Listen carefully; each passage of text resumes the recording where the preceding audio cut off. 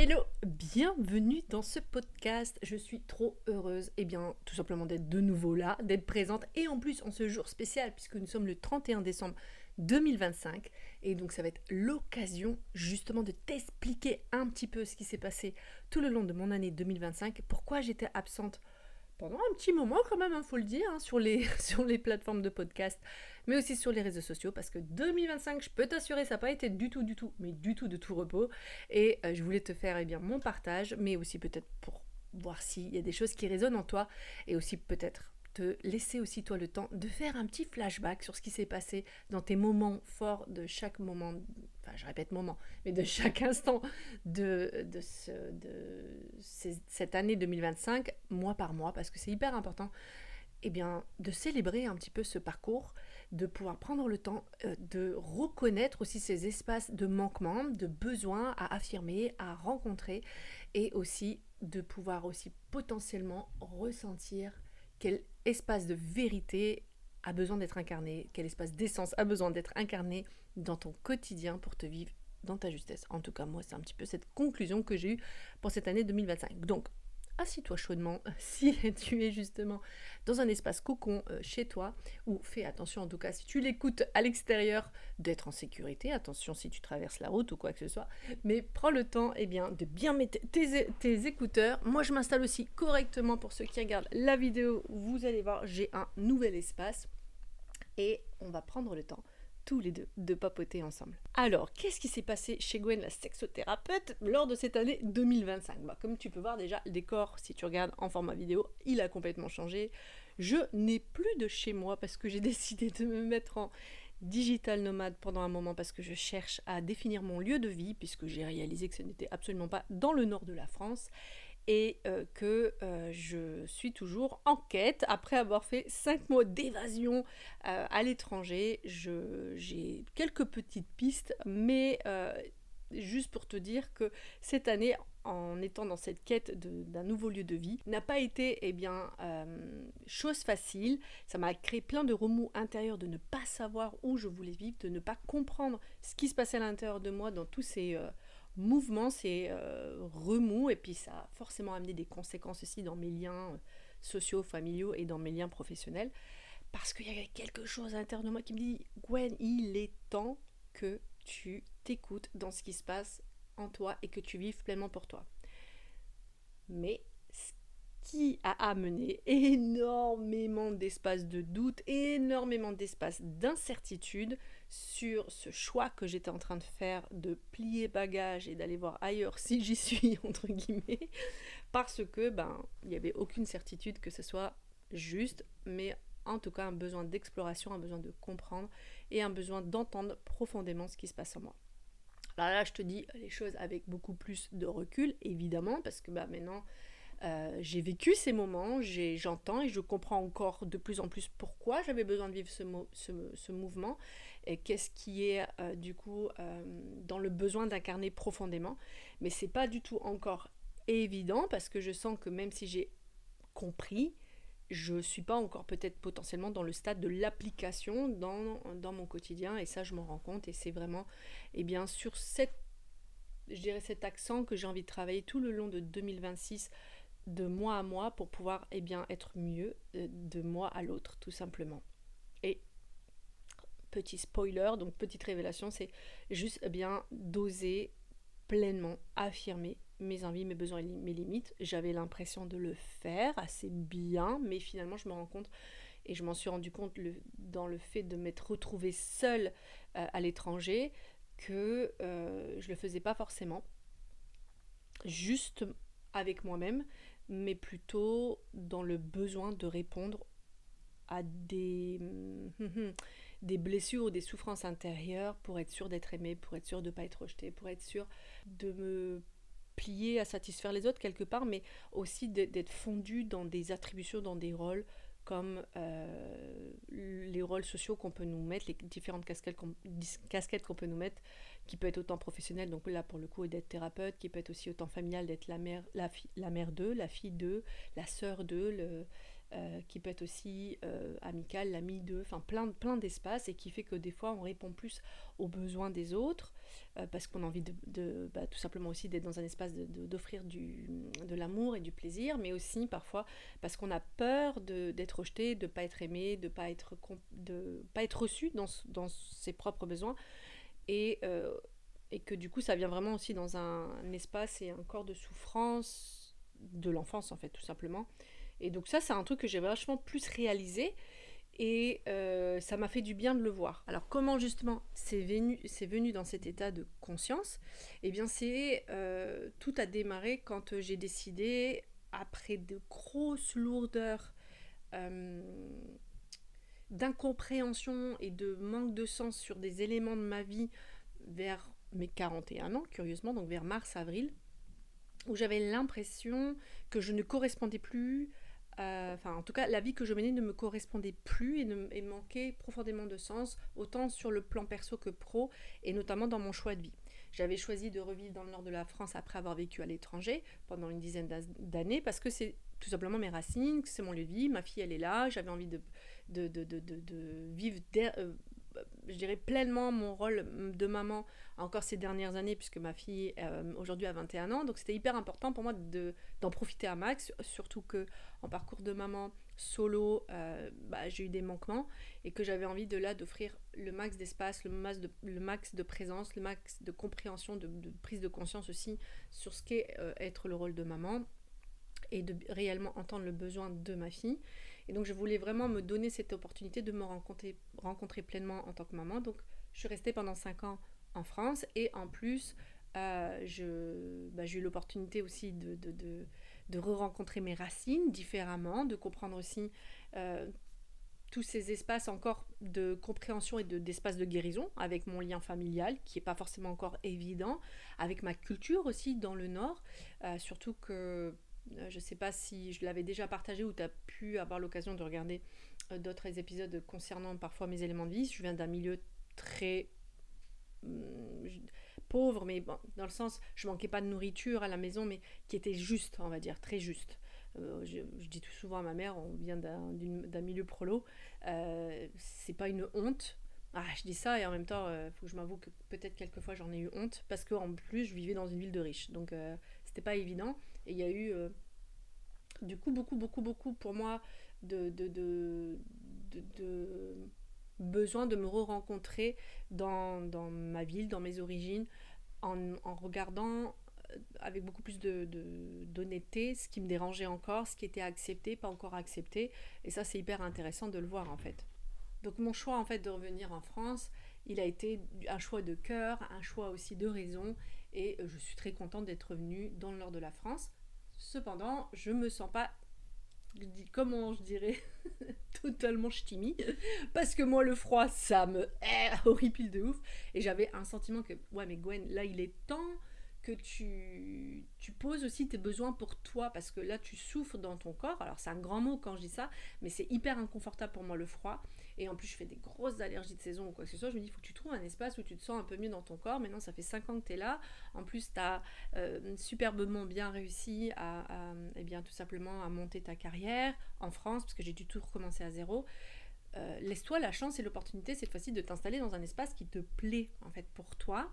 Ta fille a grandi, il y a plein d'espaces qui ont grandi, donc il y a là, let's go quoi.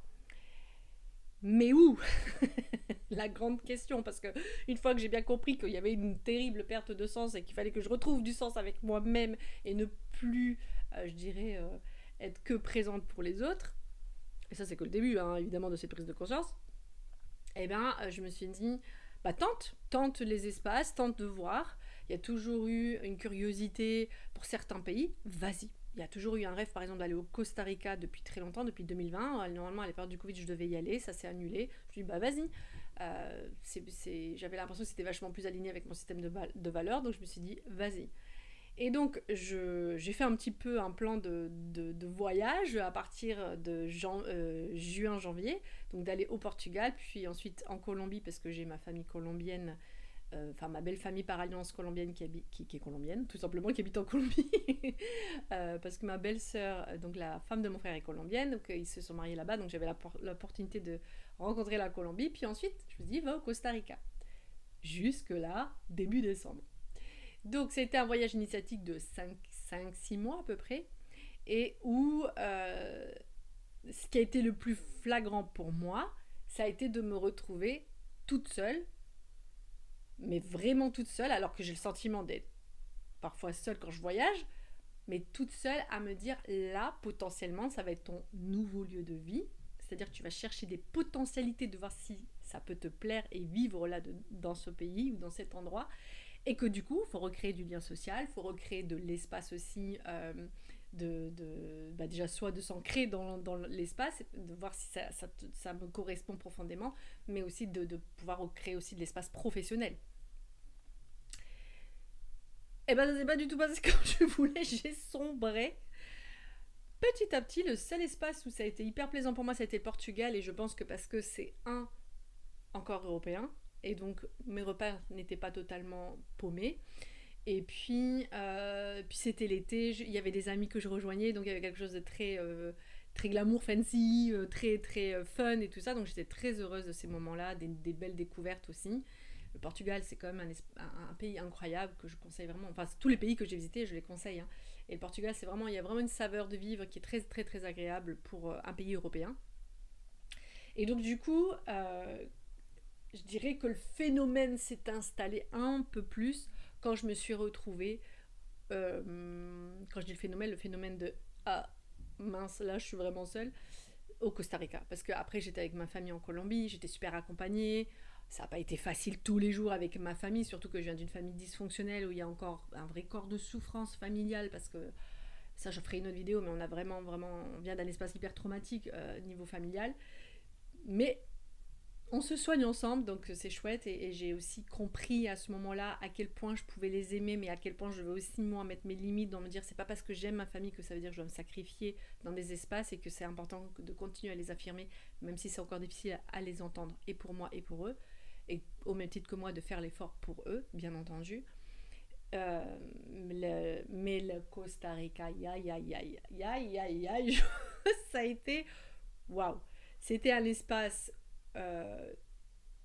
qui était pour moi dingue, dans le sens, enfin c'est un pays qui est dingue dans le sens paysage, dans le sens nature de ouf, dans le sens aussi qui dit nature de ouf, dit évidemment plein d'animaux sauvages aussi, parce que c'est quand même un pays qui est hyper tourné vers la préservation de son environnement naturel. Et donc du coup, qui dit animaux sauvages, dit scorpions qui rentrent chez soi. Alors scorpions, j'en avais déjà vu à Dubaï quand j'y habitais, mais alors là, les scorpions qui font la taille de ma main, et quand même grande ma main, waouh, et qui rentrent chez soi, quand tu prends ta douche, ah ok, salut toi. Bon, ils ont plus peur de moi que moi j'ai sûrement peur d'eux. De rencontrer aussi des migales, de rencontrer des serpents, tout ça qui cohabite avec soi, évidemment il y a plein d'autres animaux, les toucans, les paresseux, enfin plein, c'est sauvage en fait, c'est ça que je veux dire, c'était incroyablement beau et incroyablement aussi stressant pour mon système nerveux, parce que forcément c'est pas un environnement dans lequel j'ai l'habitude de vivre et qui me confronte du coup, parce que ça rentre chez soi tout le temps, constamment. Le monde animal vit avec le monde animal humain, quoi. Et pour moi, c'était oh waouh, waouh, waouh, surtout que je suis toute seule, waouh, waouh, waouh.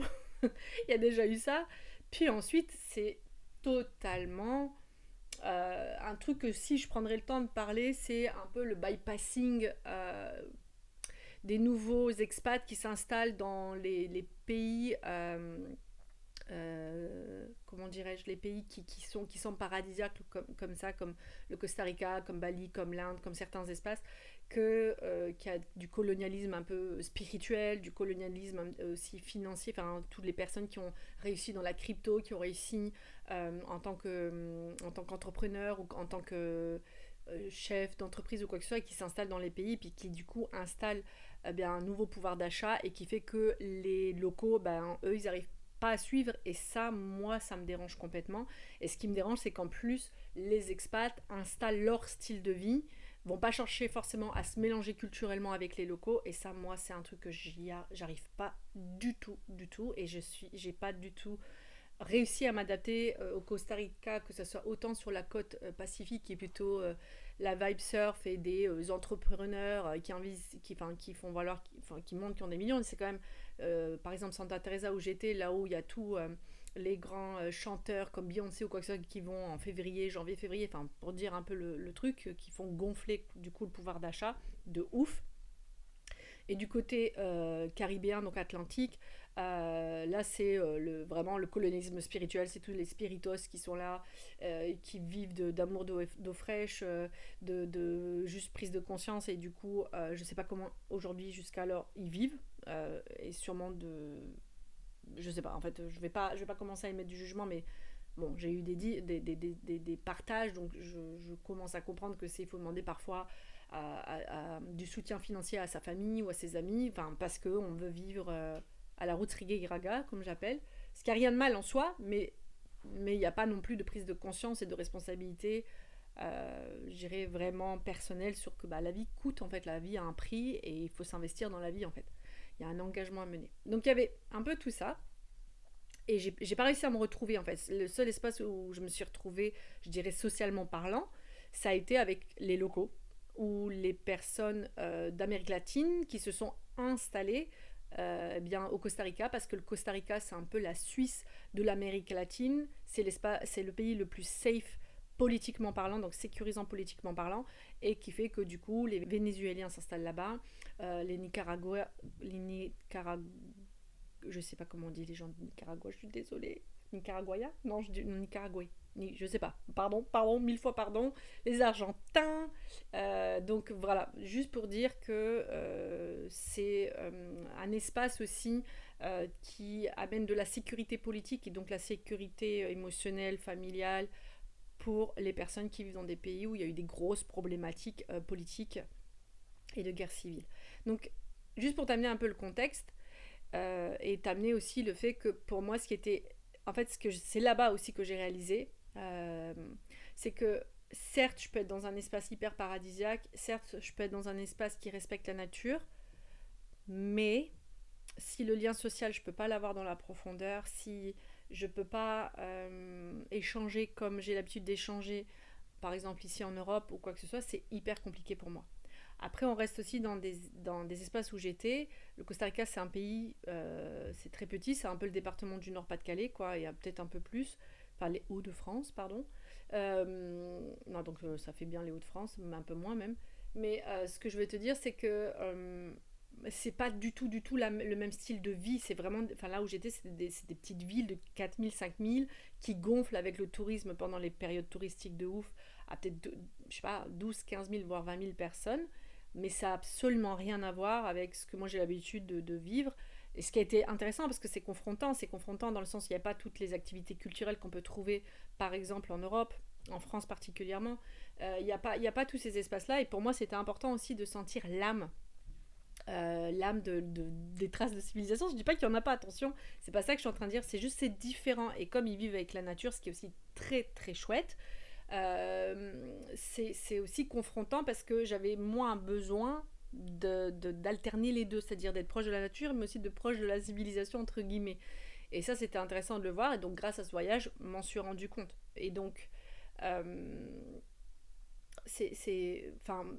c'était même pour moi extraordinaire que j'habite dans des petites bourgades que je vais appeler pour moi des lieux-dits moi qui ai l'habitude d'habiter, là je suis à Lille, on est à plus d'un million d'habitants, j'habite à Dubaï, on a plus de 2 millions, enfin bref, j'ai toujours eu l'habitude des grands espaces. Ce que je veux dire, c'est que j'ai besoin de juste d'espaces autant nature, et d'espaces autant où le lien humain, le lien culturel existe, les traces de l'humain historiquement est là, quoi. Et aussi ce partage culturel que l'humain propose. Et donc ça, c'était chouette, parce que c'est ce que j'ai réalisé pendant ce voyage. Mais ce que j'ai réalisé encore plus, et là c'était très très intéressant, c'est à quel point je voulais pas m'écouter. C'est dans le sens où j'étais au Costa Rica, je me dis cool, maintenant je vais être toute seule, je vais avoir plus de temps pour pouvoir me positionner professionnellement et donc être plus présente sur les réseaux sociaux. Et je crois que depuis que je suis partie, enfin depuis mars, on va dire quand même, depuis que je me suis rendu compte, waouh Gwen, il est temps que tu te réveilles et que tu penses un peu à toi, je n'ai jamais autant moins publié, proposé, partagé que cette année 2025, en sachant euh, que je comprenais pas pourquoi, parce que la volonté y était. Je voulais vraiment être présente. Et j'ai fait un de ces crashs de la mort avec moi-même, une crise existentielle, je pense que c'est welcome la quarantaine, et une crise, je dirais, profonde de perte de sens, de vouloir me rassembler de nouveau dans mon âme, mais pas de comprendre les messages parce que j'étais tellement têtue sur le fait, allez, sois performant, enfin pas performant, enfin si, produit quoi. Produit, créé, c'est comme ça que tu vas être reconnu. Pas dans le sens d'être la quête de célébrité, je parle pas du tout de ça, mais juste de vouloir partager ce que je ressens qui est intéressant et d'être reconnu dans ce partage, entre guillemets. Euh, et en fait, je me suis mais ramassé la figure, pour pas être vulgaire, cruellement, et que plus en fait tentais de, et je peux vous assurer que j'en ai fait des productions de réel, des productions de publications de carousel pour Instagram, j'ai même produit des podcasts qui n'ont jamais été publiés parce que je, je sentais que c'était pas du tout en adéquation avec ce que je voulais. Enfin, avec ce que je voulais. D'abord, il fallait que je le découvre, mais avec ce qui en tout cas, ce que je voulais incarner, je veux dire.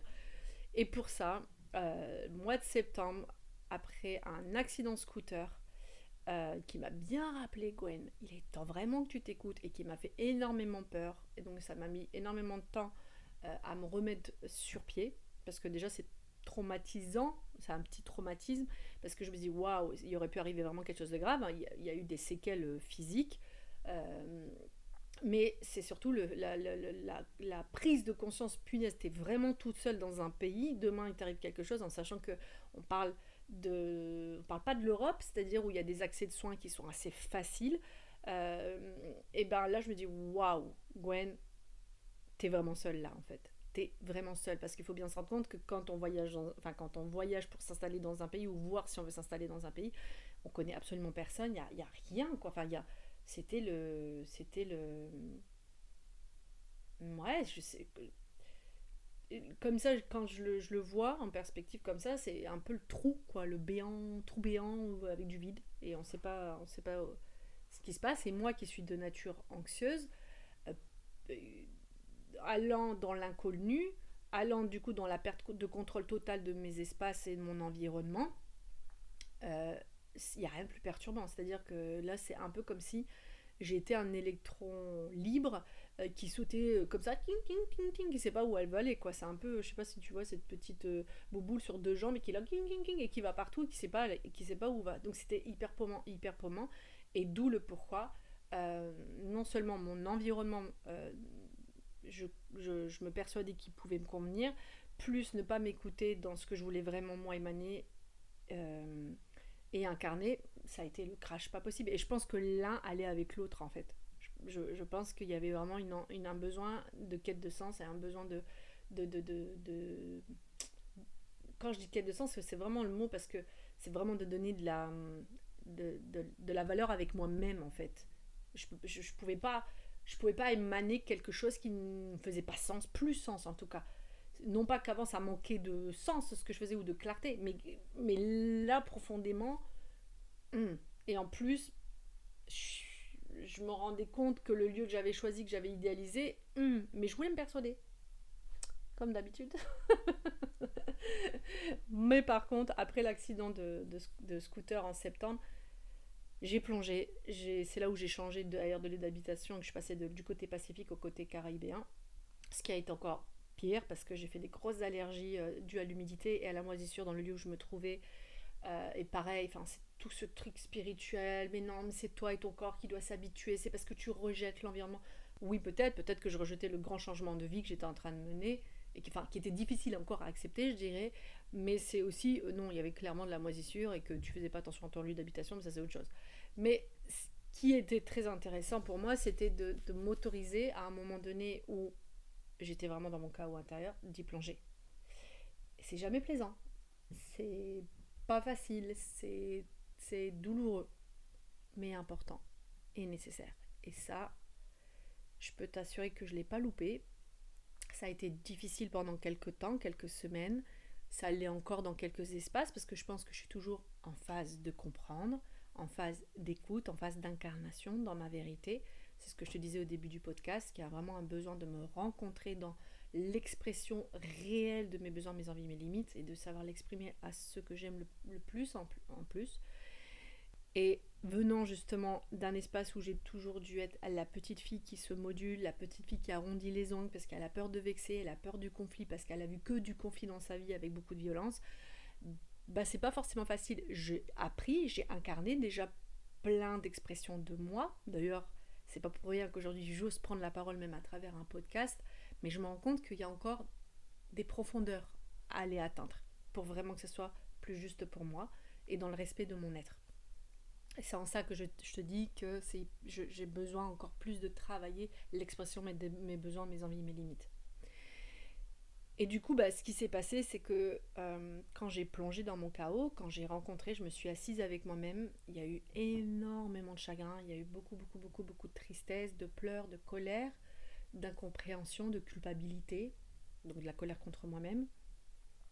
Et ça m'a permis vraiment aussi du coup de rencontrer eh bien tout simplement le besoin d'être dans mes fondations, c'est-à-dire de me rencontrer dans mon authenticité radicale, c'est-à-dire de ne pas avoir peur d'exprimer mon mal-être, de ne pas avoir peur de dire que je n'y arrive pas, que je suis vulnérable dans l'état où je suis, je ne comprends pas ce qui se passe, et de le vivre pleinement. Et je pense l'avoir fait du mieux que je peux, en tout cas de l'avoir fait sincèrement, de m'être investie, de m'être fait accompagner pour m'aider à comprendre un peu mieux ce qui se passait en moi. Et ça a été un chouette parcours parce que ça m'a vraiment ramené dans cette vérité intrinsèque qu'il est hyper important de rester authentique avec soi-même, de parler sa vérité dans son cœur. Parce qu'en fait, je sentais que j'écoutais pas forcément l'universalité de mon cœur. J'y étais, mais parfois c'était plus pour le besoin de reconnaissance, le besoin d'être aimé qu'on a tous et que c'est ok, c'est très humain en fait. Et en fait, c'est ça que j'ai envie de dire. C'était d'accepter mon humanité profondément. J'en étais vraiment à me dire accepte Gwen, que t'es juste un être humain qui passe par toutes ces phases, qui a parfois l'absence de réponse en soi, qui sait pas en fait où est-ce que va la vie. C'est ça en fait, la vie. C'est juste ça la vie. Et c'est juste de goûter ces saveurs tous les jours. Et qu'il n'y a rien de plus beau en fait chez un être humain que de pouvoir faire émaner sa chaleur, que de pouvoir faire émaner aussi sa froideur, parfois son absence de compréhension avec soi. Il n'y a rien de plus beau qu'un être humain de pouvoir incarner sa musique, ses notes, ses saveurs, ses nuances. C'est ça être un être humain. Et je me suis dit, incarne-toi en tant qu'être humain. Vis-le pleinement. En tout cas, tout ce parcours initiatique que j'ai vécu avec moi là, pendant cette année 2025, qui a été de la douleur à la retrouvaille avec moi-même, ça pourrait être le titre du podcast, c'est que ça m'a aussi permis de me repositionner sur le plan professionnel, c'est-à-dire d'apprendre aussi à mettre mes besoins, mes envies et mes limites.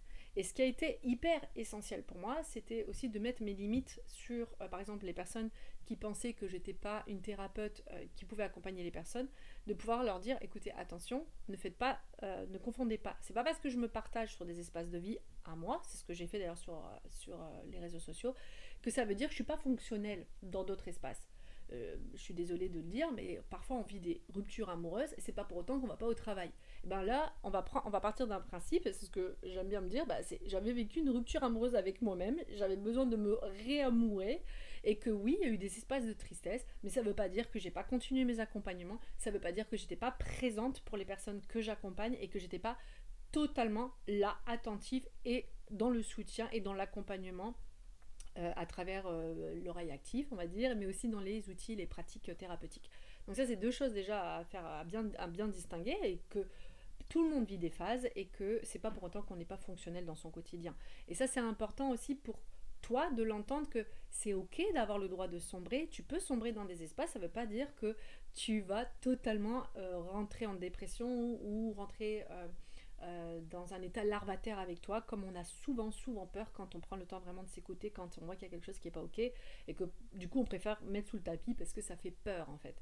Non, en vérité, tu restes fonctionnel, t'as juste, pour moi en tout cas, il est nécessaire que tu te fasses accompagner et soutenu dans tout ce qui se passe. C'est ça, c'est pour moi vraiment un axe prioritaire.